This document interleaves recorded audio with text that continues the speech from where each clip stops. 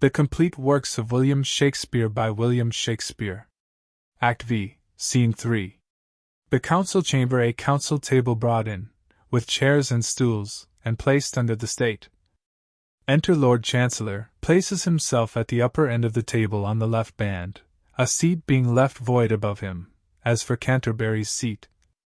Duke of Suffolk, Duke of Norfolk, Surrey, Lord Chamberlain, Gardiner, seat themselves in order on each side, Cromwell at lower end, as secretary. Keeper at the door, Chancellor. Speak to the business, Master Secretary. Why are we met in council? Cromwell.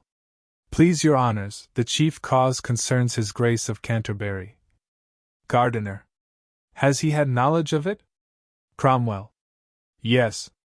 Norfolk. Who waits there? Keeper.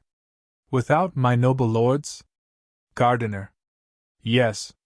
Keeper. My Lord Archbishop, and has done half an hour, to know your pleasures. Chancellor. Let him come in. Keeper. Your Grace may enter now. Cranmer approaches the council table. Chancellor.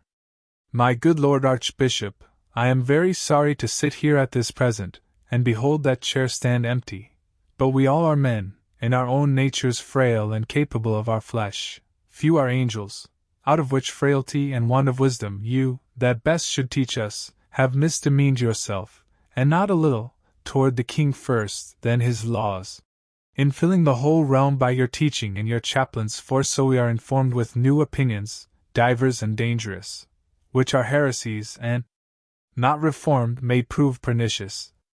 Gardiner. Which reformation must be sudden too, my noble lords. For those that tame wild horses pace not in their hands to make gentle, but stop their mouth with stubborn bits, and spur till they obey the manage. If we suffer, out of our easiness and childish pity to one man's honour, this contagious sickness, farewell all physic. And what follows then? Commotions, uproars, with a general taint of the whole state, as of late days our neighbours, the Upper Germany, can dearly witness, yet freshly pitted in our memories. Cranmer. My good lords, hitherto in all the progress both of my life and office I have laboured, and with no little study, that my teaching and the strong course of my authority might go one way, and safely, and the end was ever to do well. Nor is there living, I speak it with a single heart, my lords, a man that more detests, more stirs against, both in his private conscience and his place, defacers of a public peace than I do. Pray heaven the king may never find a heart with less allegiance in it. Men that make envy and crooked malice nourishment dare bite the best. I do beseech your lordships that, in this case of justice, my accusers, be what they will, may stand forth face to face and freely urge against me.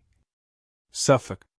Nay, my lord, that cannot be. You are a counsellor, and by that virtue no man dare accuse you. Gardiner. My lord, because we have business of more moment, we will be short with you. 'Tis his highness' pleasure and our consent, for better trial of you, from hence you be committed to the Tower, where, being but a private man again, you shall no many dare accuse you boldly, more than, I fear, you are provided for. Cranmer. Ah, my good Lord of Winchester, I thank you. You are always my good friend. If your will pass, I shall both find your lordship judge and juror, you are so merciful. I see your end, 'tis my undoing. Love and meekness, Lord, become a churchman better than ambition, win straying souls with modesty again, cast none away. That I shall clear myself, lay all the weight ye can upon my patience, I make as little doubt as you do conscience in doing daily wrongs. I could say more, but reverence to your calling makes me modest. Gardiner. My lord, you are a sectary, that's the plain truth.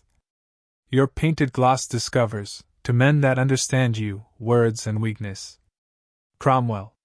My Lord of Winchester, why are a little, by your good favour, too sharp, men so noble, however faulty, yet should find respect for what they have been? 'Tis a cruelty to load a falling man. Gardiner. Good Master Secretary, I cry your honour mercy, you may, worst of all this table, say so. Cromwell. Why, my lord? Gardiner. Do not I know you for a favourer of this new sect? Ye are not sound. Cromwell. Not sound? Gardiner. Not sound, I say. Cromwell. Would you were half so honest. Men's prayers then would seek you, not their fears. Gardiner. I shall remember this bold language. Cromwell. Do. Remember your bold life too. Chancellor. This is too much. Forbear, for shame, my lords.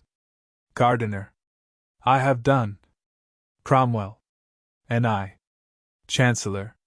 Then thus for you, my lord, it stands agreed, I take it, by all voices, that forthwith you be conveyed to Th Tower a prisoner, there to remain till the king's further pleasure be known unto us. Are you all agreed, lords?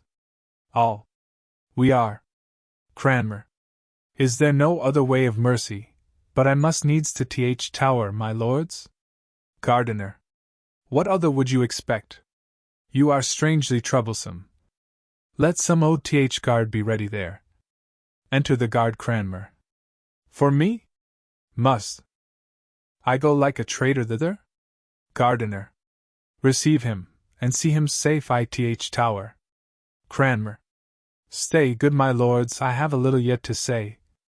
Look there, my lords.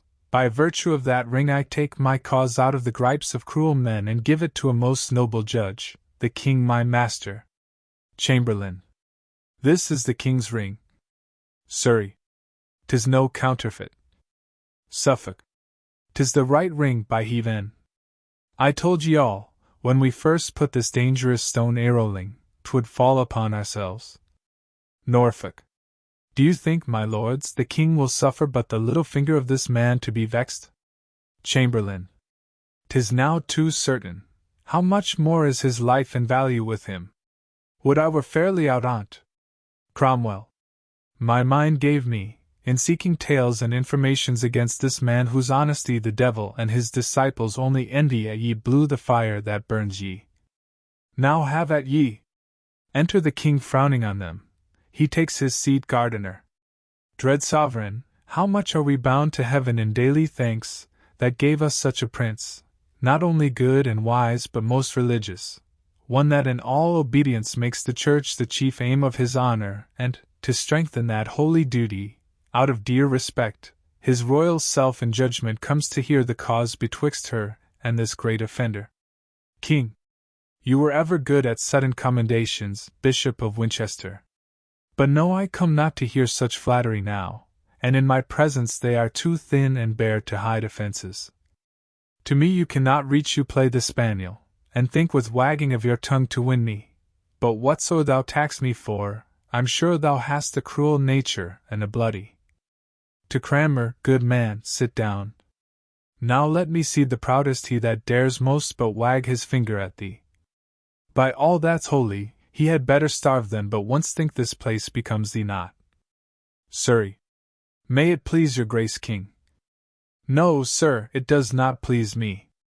I had thought I had had men of some understanding and wisdom of my counsel, but I find none. Was it discretion, lords, to let this man, this good man, few of you deserve that title, this honest man, wait like a lousy footba at chamber door? And one as great as you are? Why, what a shame was this! Did my commission bid ye so far forget yourselves? I gave ye power as he was a counsellor to try him, not as a groom. There's some of ye, I see, more out of malice than integrity, would try him to the utmost, had ye mean, which ye shall never have while I live. Chancellor. Thus far, my most dread sovereign, may it like your grace to let my tongue excuse all. What was purposed concerning his imprisonment was rather, if there be faith in men, meant for his trial and fair purgation to the world, than malice, I'm sure, in me. King.